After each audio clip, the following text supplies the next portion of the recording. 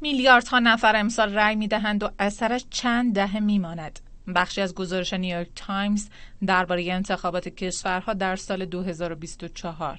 موضوعش اثر شبکه‌های اجتماعی است بر انتخابات و اینها را چالش‌های پیش روی کشورها می‌داند. نفوذ پویش‌های خارجی به منظور دو قطبی سازی، نشر اطلاعات نادرست به ویژه با هوش مصنوعی، تحریف واقعیت. مشابه این پویش‌های ضد انتخاباتی در هفته‌های گذشته ضد ایران هم فعال شده. قریب به 75% تولید محتوا رو رفتار توهین‌آمیز، رفتاری که اخلاق درش نبوده و مبتنی بر حتی خبر جعلی یا فیک نیوز هم بوده.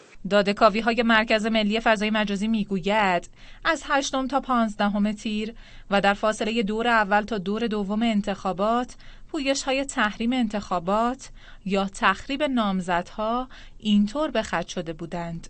بیش از 17,000 صفحه در ایکس یا همان توییتر سابق میانگین روزی 3 پست ضد انتخاباتی تولید می شده. در تلگرام بیش از 3,000 کانال در طول یک هفته محتوای ضد مشارکت در انتخابات تولید کردند که در مجموع 45 میلیون بازدید داشته. در همین مدت در اینستاگرام 563 پست ضد انتخاباتی به اشتراک گذاشته شده. منشأ تولید بیشتر این محتواها خارج از ایران بوده. به قول نیویورک تایمز همان نفوذ پویش‌های خارجی. حتی گروهک‌های تروریستی تابلودار اینها در حال تولید محتوا هستند و این محتواها رو پمپاژ می‌کنند در فضای مجازی. 75% تولید محتوایی که کلاً در فضای مجازی انجام داده مبتنی بر افزایش خشم بوده. با وجود اینها آمار مشارکت در 14مین دوره انتخابات ریاست جمهوری حد نصاب انتخابات دوره 13 را هم رد کرد و به مرز مشارکت 50% رسید.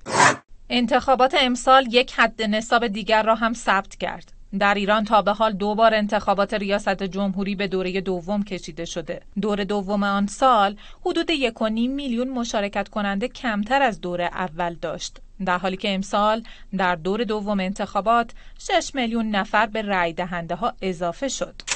مسئول ستاد انتخابات خارج از کشور میگوید مشارکت ایرانی های خارج از کشور هم نسبت به 1400 افزایشی بوده، 4 برابر بیشتر. رای دهندگانی که به تعبیر خبرنگار BBC در شرایطی پای صندوق‌های رای رفتند که شبیه میدان جنگ بود. رفتی رای دادی؟